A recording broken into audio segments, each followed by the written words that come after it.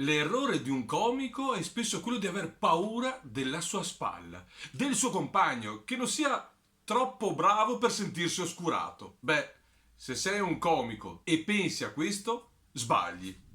La spalla del comico, il caratterista che aiuta in scena, è più importante del comico. Non ci credi? Oggi te ne presento alcuni e poi mi dirai. Dai, allora tuffati nel mio mondo.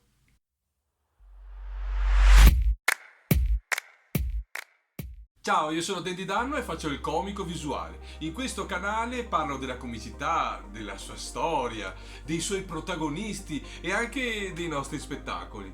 Ma oggi devo raccontarti delle persone che rendono un comico una vera star. La storia ci parla sempre dei protagonisti, dei miti in qualsiasi campo. Ma noi sappiamo bene che non potresti avere la fama che hai se non hai qualcuno che elevi il tuo talento. Nella comicità è fondamentale che il protagonista abbia una spalla che sia alla sua altezza per evidenziare questo. Ma ti dirò di più, devi avere una spalla più bravo di te per diventare grande, più bravo a sorreggere il tuo ritmo comico. Più è bravo a sorreggere il tuo ritmo comico, più le tue capacità e il tuo talento vengono alla luce. Dunque, la spalla deve essere più bravo del comico. Allora così funzionano. Pensa a Benny Hill, il primo che mi è venuto in mente. Quanto era bravo l'ometto calvo. Non oscurava Benny, ma evidenziava le sue battute. Ma non ci ricordiamo il suo nome. Ecco che allora Benny ha fatto un ottimo lavoro e Jackie Wright, sì lui, lo ha fatto addirittura meglio. Di solito nei film muti erano gli antagonisti, ma creavano quella empatia che il comico doveva guadagnarsi con il pubblico. Oggi te ne faccio conoscere 5. Big Joe Roberts.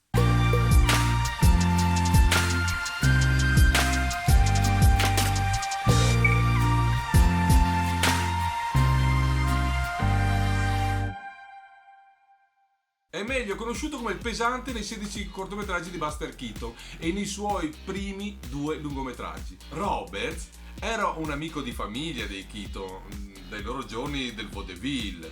Quando Keaton ha iniziato a realizzare le sue commedie da solista al Comic nel 1920, ha scelto Roberts per essere un membro chiave della sua comicità.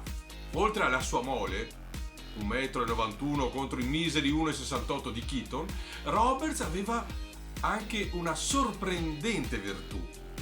Aveva gli occhi pazzeschi, i suoi occhi celeste e pallido, tenue, che sembravano bianchi quando venivano registrati in sua pellicola.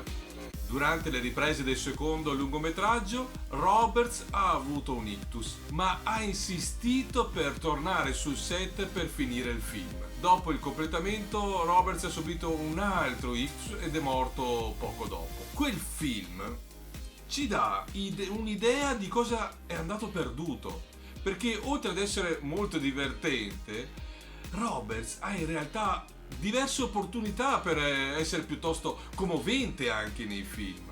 Sono convinto che troppo presto il fatto lo ha tolto di scena e probabilmente, mi piace pensarlo, sarebbe diventato anche lui un mito.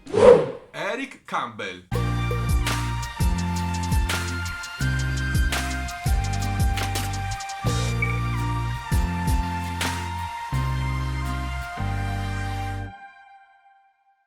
Un veterano come Chaplin della compagnia di Fred Carno, prima che Chaplin lo individuasse e riconoscesse in lui l'ingrediente perfetto per completare la sua visione comica.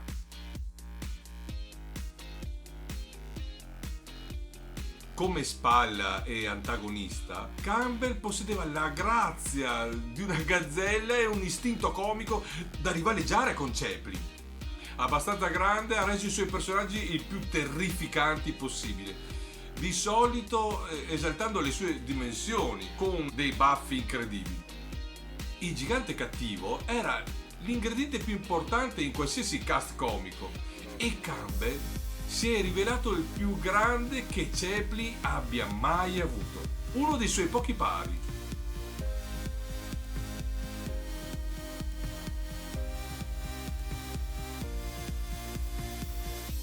Nel luglio del 1917 perse la sua amata moglie, l'artista di music hall Fanny Gertrude, per un attacco di cuore. Quando la loro figlia di 16 anni era fuori a comprare un vestito da lutto, è stata investita da un'auto. Non è stata uccisa, ma gravemente ferita. Mentre Campbell era in lutto e vulnerabile, una famigerata cercatrice d'oro di nome Pearl Gilman lo ha circuito. Lo ha sposato e ha divorziato da lui 2 mesi dopo. Fu all'indomani di tutto questo che Campbell, ubriaco, distrusse la sua auto e si suicidò nel 1917. Campbell era l'artista più grande per quel ruolo, ma il suo ruolo più di spessore è quello quando fa il bullo in Easy Street.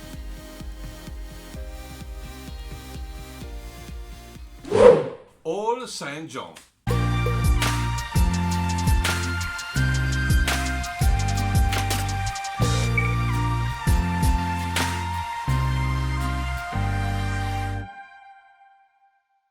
La sua è una storia un po' diversa, perché la sua carriera non si è limitata come caratterista al fianco di altri divi, ma lui si è creato un vero e proprio mondo. Dalla comicità a finire con il western, ma è stato davvero importante come caratterista che ho dovuto inserirlo. Lui, nipote di Roscoe Fetty Arbuckle, St. John ha iniziato nei circhi come acrobata e ciclista acrobatico, prima di unirsi al corpulento zio nei film di Keystone nel 1913. I suoi ruoli erano marginali a Keystone, ma le sue abilità acrobatiche e il suo istinto comico lo hanno reso una parte affidabile dell'ensemble. Nel 1917 si unì ad Arbuckle nello studio di quest'ultimo, Comic. I due formarono un trio comico con Buster Keaton. Bellissimo. Di solito interpretava il cattivo o il rivale dell'eroe Fetty, che gli davano davvero la possibilità di mostrare cosa sapeva fare. Nel 1920 Arbuckle lasciò Comic per realizzare dei lungometraggi, consegnando le redini a Keaton. St. John ha continuato con la sua serie da protagonista in molti dei principali studios, prima di stabilirsi alla Educational per il resto dell'era del muto. Uno dei suoi registi in quest'ultimo studio era Arbuckle, dopo lo scandalo, sotto una varietà di pseudonimi. Nell'era del talkie, sebbene non sia più un protagonista, si può dire che St. John's si è rifiorito. Sì, nel 1937 il suo posto nel mondo del cinema fu ufficializzato quando assunse per la prima volta il ruolo del brizzolato e barbuto Fuzzy K. Jones. E poi ha completato la sua carriera di artista lavorando in spettacoli del selvaggio West, rodei e circhi. James Jimmy Finlayson.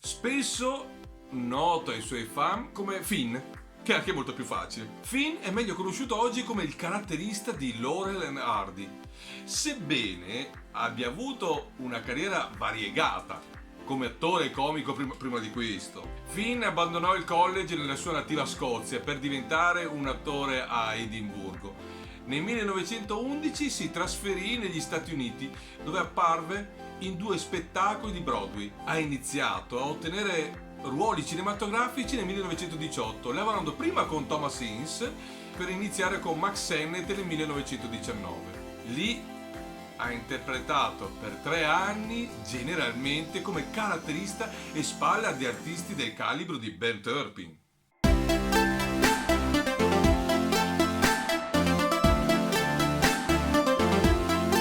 Ma il carattere Sì, perché divenne frustrato dal fatto di interpretare ruoli secondari, quindi si trasferì da Roche nel 1922. Ha recitato in alcuni cortometraggi per Roche e poi è stato inserito nei film con Laurel e Hardy, quando hanno iniziato a formarsi intorno al 1927. Quando arrivarono i talkie, doveva sviluppare un marchio di fabbrica che sarebbe sopravvissuto a lungo e la trovò. Quella era l'abitudine di esclamare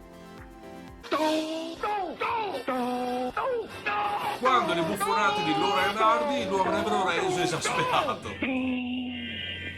È stato in omaggio a Finn che i creatori dei Simpson hanno dato questo tratto amato ad Homer negli anni 90. Lo sapevi?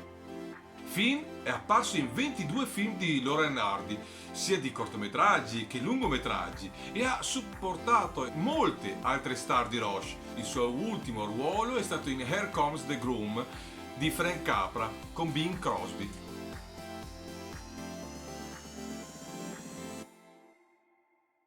Bud Jamison.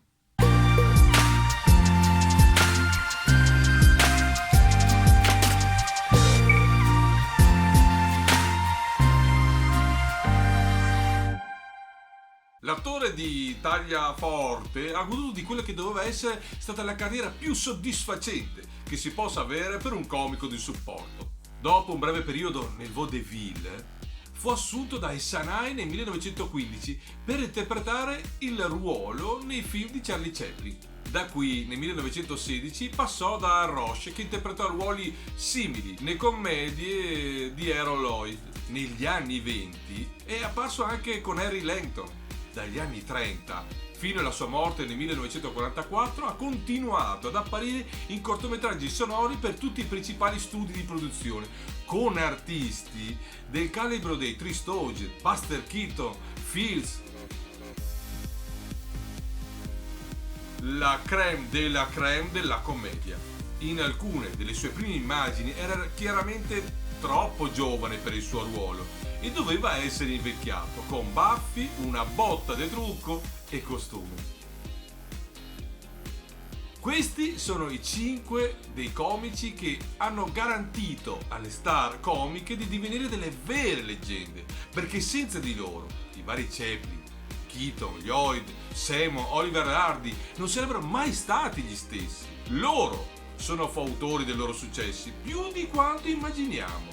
Allora da oggi guarda il comico e poi guarda la sua spalla comica e cerca di capire la grandezza di chi sta di fianco. Solo così potrai capire lo spessore artistico della loro interazione. Ma tu, chi conoscevi di loro? Fammelo sapere nei commenti. Iscriviti, io ti aspetto ogni venerdì e lunedì per un nuovo video. Ciao!